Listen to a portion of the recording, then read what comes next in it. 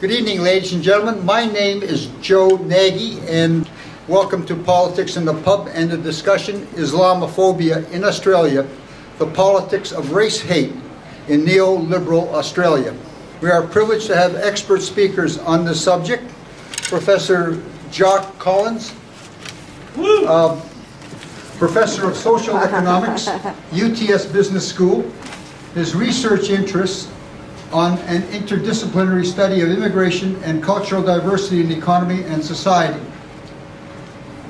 His recent research has been on Australian immigration, ethnic crime, immigrant and Indigenous entrepreneurship, immigrant youth, ethnic precincts and tourism, multiculturalism, the Cronulla Beach riots, global teachers, immigrants in regional and rural Australia, and the social use of ethnic heritage and the built environment. All right, well, thank you very much, and apologies for being late. Sydney traffic, we all know it. I'd first of all like to pay my respects to the Indigenous people and their elders past and present. Always was and always will be Aboriginal land. The interesting topic today is Islamophobia and the politics of race hate. Very timely, very important topic. By way of departure, what I'd like to do is just take an article written very recently in the Weekend Australian by Clive Kessler. And I just want to sort of quote a few paragraphs because I'm not sure that you all thoroughly read your Murdoch press as closely as you should. So for those of you who missed it, I'm going to read just a few paragraphs. Murdoch sucks! So he says, we should and must be welcoming and inclusive towards all our citizens as part of and who wish to share in our processes of democratic sociability, including no more or no less than anyone else, our fellow citizens of Islamic, religious, historical, cultural and civilization background. No more and no less. And with no uniquely reserved Islamophobia card to play. Remember, a phobia is an ungrounded and unfounded or irrational and an obsessive attitude, a pathology. People these days, alas, have genuine grounds to feel apprehensive. So please, no more using or putting up with the catch cry of Islamophobia as a specially protected moral bludgeon, to silence all serious responsible discussion of the Islamic tradition and history. So that's Clive Kessler, who's an emeritus professor of sociology and anthropology from the University of New South Wales. Very respected and learned scholar. So his argument is, please, no more of this Islamophobia. Why? Because if we look around us and we cast our mind back a little more than a decade, 9/11, the Bali bombings, the London bombings, Madrid, and even more recently, a whole series of events, recently in Paris and Sweden and other places, then there are many instances of terrorism. In more recent years, ISIS, Islamic State, whatever you want to call them, have been sort of particularly brutal in their sort of beheadings and particularly violent in a way that's so revolting. And so that in a sense, he's arguing, look, there's the evidence. Don't talk about Islamophobia. There's a real, there's a real argument for it. There's evidence there. My concern about his argument and my rejection of his argument comes from the fact that, to me, the key point of Islamophobia isn't the reality of Islamic terrorism. No one can deny that. But the key thrust of Islamophobia is in generalising to all people of Islamic faith the same brush of terrorism, of sort of not wanting to belong, of anti-sort of civilization, etc. And it's that stereotyping, that sort of negative generalisation, that homogenisation of a whole people with this one particular brush that is, I think, the root of Islamophobia, and that still exists. And what I sort of aim to do today is to sort of support that argument. That is, no one's disputing the fact of Islamic terrorism. What we are disputing is whether or not most people of Islamic faith share anywhere near those affiliations or actions or attitudes. And my argument is the evidence that from research that I've done in Australia and other people is very solid that that's not the case. Worse still, what I'll argue is that people of Islamic faith are the victims of a massive amount of racism in Australia. If you look at some of the reports over the last decade, the Human Rights and Equal Opportunities Commission wrote a couple of reports. There's been some reports by the Scanlon Foundation on social cohesion in Australia. Kevin Dunn and his colleagues have done a lot of research on racism in Australia. And the common denominator in all that research is that the people who are the greatest victims, not perpetrators, victims of violence are Muslim people, particularly Muslim women with the veil who are very, very visible. And in a sense, if you've got this notion of Islam being the trouble, the problem of the world, get rid of them, there's no sympathy. Normally if people are victims, we have a sympathy, we have policies towards them, we have an empathy. The whole thing about Islamophobia and the fear that's generated by the very real terrorist activities we've been talking about is that it robs those people of any sympathy from the rest of us. We sort of, and that to me is a terrific problem.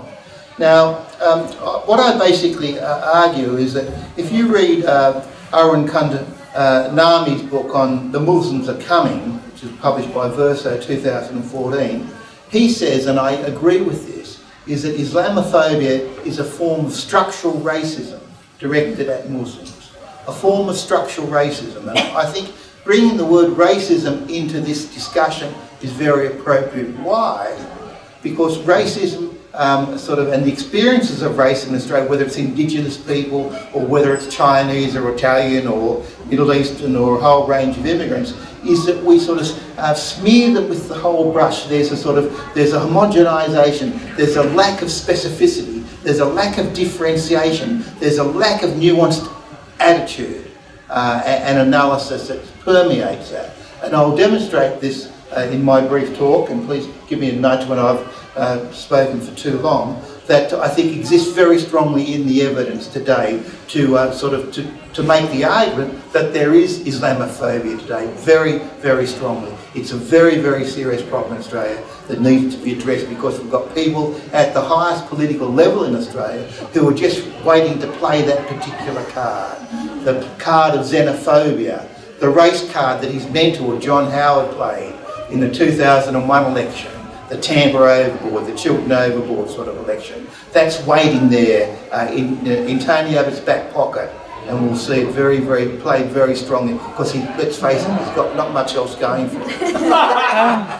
So what I'd like to do is to think back a little bit about the roots of this Islamophobia.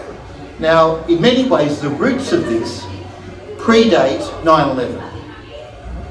Some colleagues and I, Greg Noble, Scott Pointing-Pulterbar, have done some work on the whole so-called Middle Eastern crime debate in Sydney. We wrote a book in 2000 called Kebabs, Kids, Cops and Crime.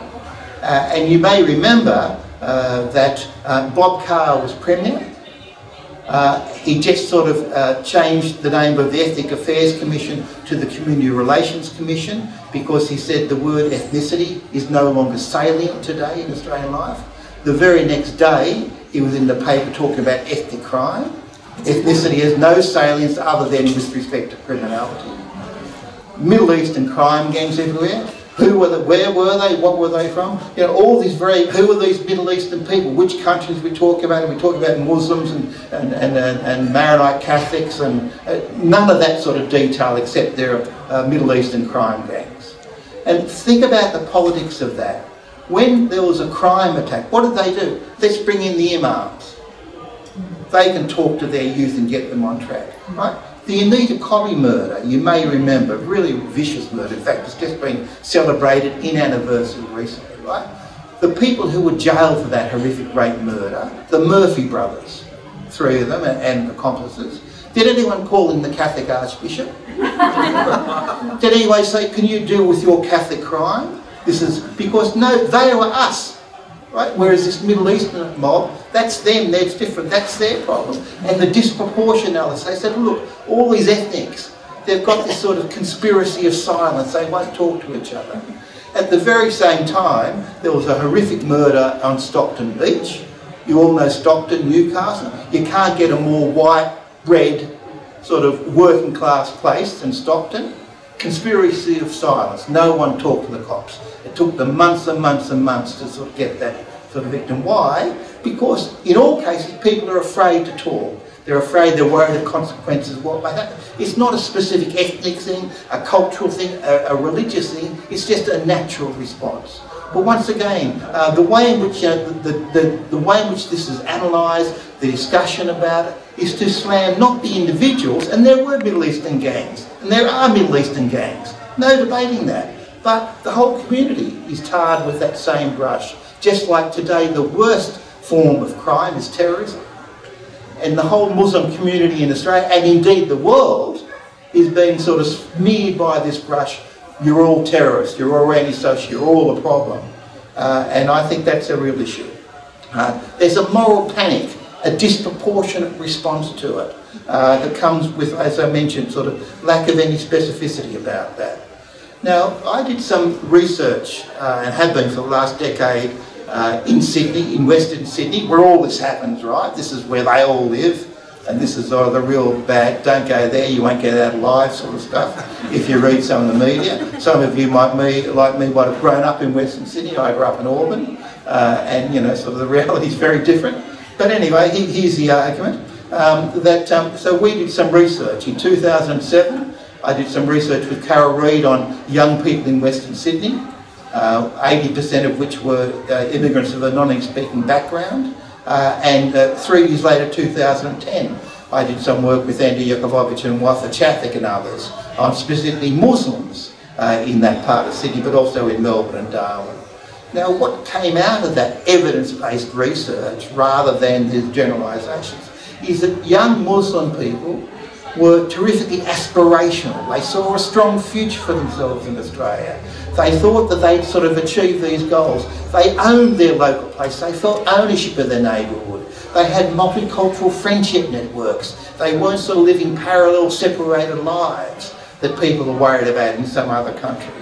And many, it's interesting because the number of Muslim youth that we interviewed who identified as Australian was much larger than the previous sample, which was a sort of a very broad background of immigrant youth in Western Sydney. And so, you know, maybe this is because it was some years after the Cronulla riot. The 2007 survey was just a couple of years after it, so that resonated very heavily. But the research amongst Muslim youth is that they're not a sort of a fifth column that's going to destroy the nation. And of course there are disaffected individuals. And those cases are worrying and for their family and their community. But they're the minority. Once again, the whole sort of, to me, the thrust of Islamophobia is smearing everyone with this brush, making no differentiation. Another part of it is over-exaggeration of the problem. Hence we sometimes use the term moral panic. We get right upset about it, in a much disproportionate way to the reality. And so, you know, sort of, as you would probably know, you know, the Muslim population in Australia is, in 2011, is just 2.2%. 2.2%. Now, The Guardian reported in October last year that Australians believe that Muslims make up 18% of the population.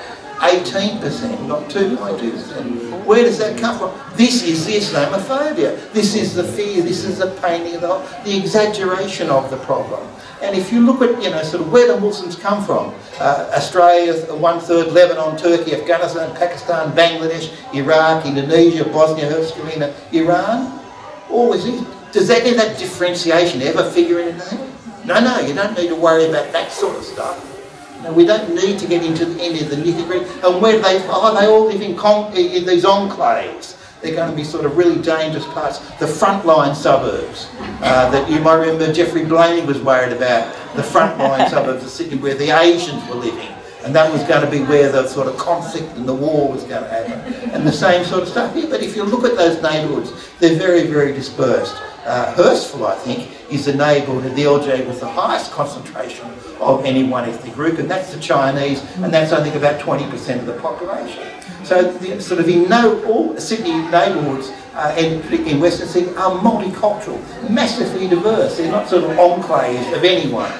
That's very different than the geography of Britain, who've got a different sort of Muslim population, mainly South Asian. It's very different than the geography, the spatial, social geography of the United States, who draw many, many more of their Muslim population from Africa and from the Middle East, and not so much from South Asia, although they have a substantial population there. So look at all the differentiation, very, very different. But we're getting this global brush that's going over everyone in the whole world, and really the victims in all that, are the Muslim people themselves. Now, sort of how does this manifest itself? And here's the worry to me. There's a massive sort of outgrowing of political opposition, particularly in Europe at the moment. And there's a whole sort of the Pegida movement, you may have heard, which stands for patriotic Europeans against the Islamisation of the West, patriotic Europeans against the Islamisation. So this leads into an anti-immigrant politics. So the far right is in the ascendancy in a lot of areas in Europe on this racist platform. That's why you can't separate the Islamophobia stuff from the politics of racism. And that's what lies behind it, it seems to be. There were just in the recent months a number of sort of mosques being burnt and people being killed in places like Sweden and others. There have been a number of examples, opposition to mosques in Sydney at very many places. There have been a whole series of examples of this Islamophobia. One of the funniest ones, although it's not really funny, is the halal Anzac biscuit story. They made Anzac biscuits in Byron Bay, but they made it according to a halal recipe. Well, everyone, no, you can't do that. The Anzacs, form laws, halal, and this sort of massive panic about this, a panic out of nothing, but sort of part of the whole fabric of the cloth of all this sort of story that's been building in New South Wales before 2011. There's things like Anti-Islam Alliance on Facebook that's got 29,577 likes, for example, just one example. There's been all sorts of anti-Muslim rallies, and these are in the Sunshine Coast, for example, in 2014, protest against plans to build a mosque near Maroochydore, massive people protesting. In Sydney 2014, the Penrith Council approved plans to build a new Islamic prayer house in Kemps Creek, but a massive number of protesters. In Bendigo, a Stop the Mosque movement with a Facebook page and 12,809 likes. In Cairns, the same. So there are very many instances, and my colleagues Andy Jakubowicz and Kevin Dunn are doing some work on sort of cyber racism, where a lot of this sort of stuff happens. The Facebook page is that sort of network, which is part of this fabric, which is very important. So I think I've probably been exhausting my time here, but let me recap my argument.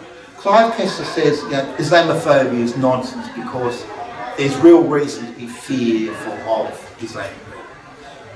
And we have seen an escalation and a change in the whole tenor of it with the Islamic State, which sort of moved from the so-called Taliban stuff, which was a different order, into this individual beheadings, and so it's moved to a different phase, and that's scary stuff.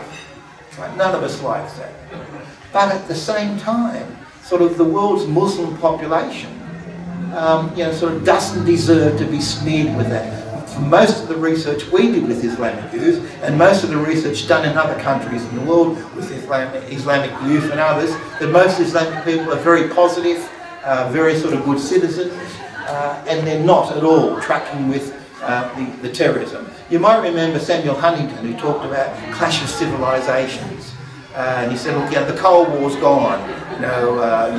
Russia's gone, America's victory, no problems evermore. What's going to be the big divide? It's going to be religions. But his religion, he was concerned about, was not fundamentalist Islamic religion. He was concerned about Islam per se, all Islamic people, as if somehow there's any threat to society of Islam as a religion. Sure, there's a threat with fundamentalists, and not all fundamentalists become terrorists. They're the fear, they're the worry. The danger is, in Australia, we have a history of politicians playing the race card. From Bob Carr when he was Premier, a Labor Premier, through to John Howard when he was Prime Minister and won the 2000 election, and then to Tony Abbott, who really needs something to sort of, and you know, sort of, he will play this with us. So we need to oppose this. We need to stand with our Islamic brothers and sisters, support them because they are the victims in this, and I would argue that this is one of the biggest challenges that we face today. Yeah!